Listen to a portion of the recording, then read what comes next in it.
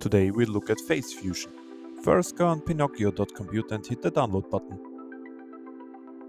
Install and open it, press Discover and search for Face Fusion. Download and install it, this will take a while. After that you should see Run Default and finally press on the generated link.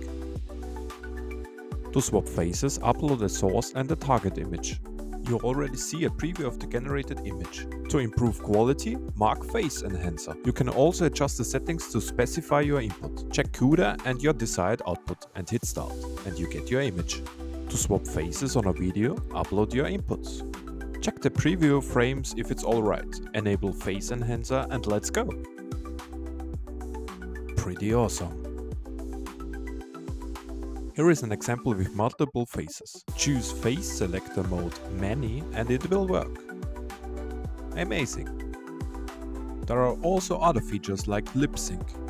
Check on the left Lip Syncer, look at the preview frames. The important thing is that the reference face has been found, otherwise it won't work. Let's see. Here we have the 4 generated images. Pretty awesome.